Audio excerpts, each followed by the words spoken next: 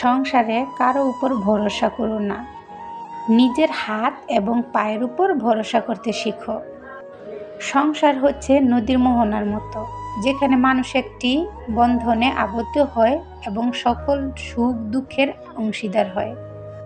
আর আমার পরিবারই হচ্ছে আমার শক্তি এবং আমার দুর্বলতা।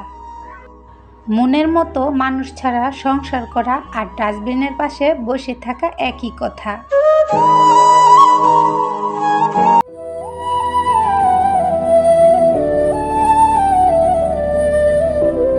হ্যালো এভরিওয়ান, আসসালামু আলাইকুম। কেমন আছেন সবাই? আশা করি আল্লাহর অশেষ রহমতে সবাই ভালো আছেন। আলহামদুলিল্লাহ, আমরাও সবাই ভালো আছি। তো আজকের ব্লগটি শুরু করতে যাচ্ছি খালামনির বাসায় দ্বিতীয় দিন।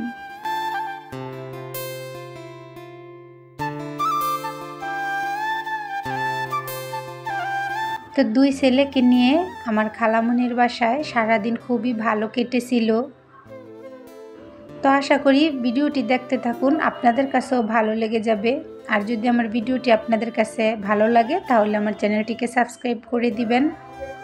এই তো এগুলো হচ্ছে হাতে আঁকা ড্রয়িং, খুবই সুন্দর হয়েছে ড্রয়িংগুলো, তাই শেয়ার করলাম আপনাদের সাথে। তো ইচ্ছে থাকলে কোনো কিছুই অসম্ভব নয়, এত সুন্দর ড্রয়িং খুবই ভালো লেগেছে আমার। তো এক একটি ড্রয়িং ছিল এক এক ধরনের। মাশাল্লাহ ড্রয়িংগুলো খুবই ভালো লাগলো আমার কাছে। ঠিক তেমনটাই প্রতিটি মানুষের ভেতরে কিছু না কিছু প্রতিভা তো রয়েছেই, হয়তোবা সবাই তা প্রকাশ করতে পারে না। তো এই তো খালামনির বাসায় খাচ্ছি দাচ্ছি আর সুযোগ পেলেই করে নিচ্ছি কিছুটা শপিং। এগুলো আমার খালামনির জন্য নিয়ে এসেছে দুইটা ব্যাগ। তো আমার কাছে ব্যাগগুলো খুবই ভালো লেগেছে, বিশেষ করে এই তো চকলেট কালার ব্যাগ, এটা বেশি ভালো লেগেছে। আপনাদের কাছে কোনটা ভালো লেগেছে কমেন্ট করে জানিয়ে দিবেন। তো এই তো সকালের দিকে কিছুটা ভাজাপুরি তৈরি করা হচ্ছে, তো আমরা এগুলো একসাথে খেয়ে নিব।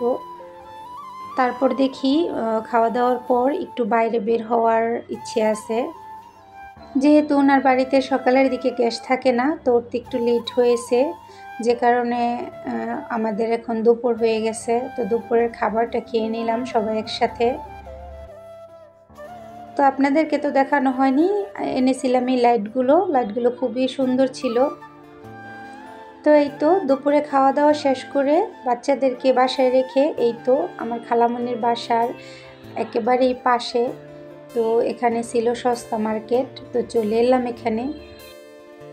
এই মার্কেট থেকে যদি একটু দেখে শুনে বেছে নেওয়া যায় তাহলে অনেক অল্প দামের মধ্যেই ভালো জিনিস পাওয়া যায়। আর আমি আগেও এসেছিলাম এখানে, তো এখানকার কাপড়গুলো আসলেই খুব ভালো ছিল।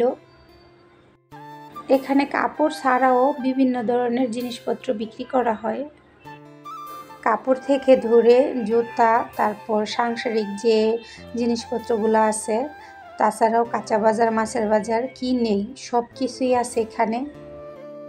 আর প্রথমে যেহেতু আমরা এই তো কাপড়ের দোকানে এসেছি, তো কাপড়গুলো খুবই মানসম্মত ছিল।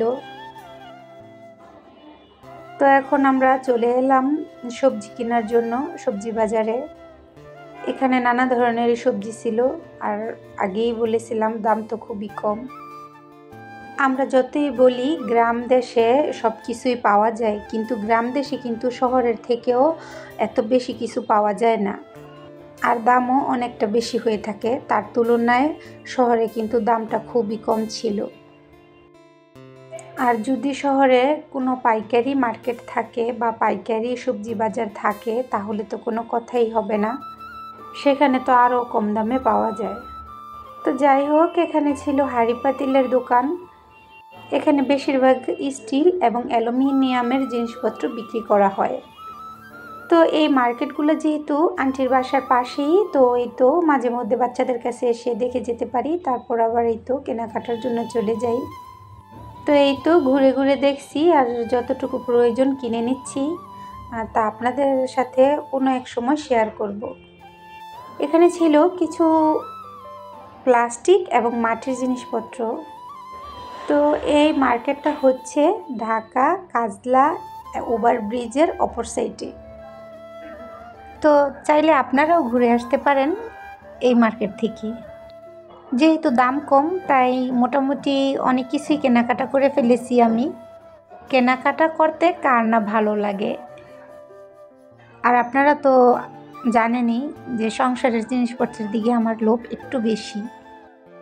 কিন্তু এই তো বাইরে এলে দেখা যায় কত আপুরা এখানে কেনাকাটা করছে। তো আমার মতো হয়তো বা অনেকেই আছে যাদের আমার মতোই কেনাকাটার খুবই নেশা। যেহেতু আমার ঘরটি অনেকই ছোট, তার জন্য আর ঘরে তেমনটা জিনিসপত্র রাখতে পারি না। তো আলহামদুলিল্লাহ, আল্লাহ যদি কখনো আমার মনের ইচ্ছা কবুল করে আমার একটি বড় ঘর হয়, তো তখন আরও জিনিসপত্র রাখতে পারবো ঘরে, ইচ্ছে আছে। আমি সবার জন্যই দোয়া করি আল্লাহর কাছে যেন আল্লাহ সবার মনের আশাই কবুল করেন। আর আপনারাও দোয়া করবেন আমার জন্য, আমার মনের আশাও যেন আল্লাহ কবুল করে, আমিন। এই তো এখানে স্টিলের খুব ছোট ছোট বক্স বিক্রি করছিল, কিন্তু এগুলোর দামটা একটু বেশি চেয়েছে, মানে আমার কাছে একটু বেশি মনে হয়েছে, তাই আর এগুলো নেওয়া হয়নি। আর এখন মূলত আমার মার্কেটটাতে আসা হচ্ছে একটি সিলিকনের চামচের জন্য। তো খুঁজছিলাম এখানে, আর অনেকটা খোঁজার পর পেয়েও গিয়েছিলাম। তো এই চামচগুলোর দোকানে অনেকই দাম হয়, তাই এখানে চলে এসেছিলাম। তো অনেক খোঁজার পর পেয়ে গিয়েছিলাম চামচ। তো মাঝে মধ্যে ইচ্ছে হয় না খালামণির বাসায় আসতে, কেননা এই তো এখানে আসার পরই দেখা যায় 2-3 দিন যাই থাকি, তো আমার খালামণির হাতের টাকাও শেষ করে যায় এবং আমার তো আছেই। আর আপনারাই বলেন, হাতের কাছে যদি অল্প টাকায় এত বেশি দামের জিনিস পাওয়া যায় তাহলে কে নিবে না। আর যেহেতু এখানে অনেক বড় বাজার ছিল, অনেক বেশি দোকান, যে কারণে আর আমি একটি একটি করে দোকান এগুলো দেখাতে পারলাম না, তাই তাড়াহুড়ো করে এই তো পুরোটা বাজারই শেয়ার করলাম আপনাদের মাঝে। তো সব থেকে ভালো লেগেছে এই ফুলের দোকানটা। ফুলের দোকানের মধ্যে হাজারো ধরনের ফুল ছিল। তো এখন আর নেওয়া হলো না, কেননা আগের বার এসে আমি নিয়ে গিয়েছিলাম ফুলের টব। তো ইনশাল্লাহ ইচ্ছে আছে আবারও যদি আসা হয়, আল্লাহ বাঁচিয়ে রাখে, যদি আসি তাহলে আবার নিয়ে নিব।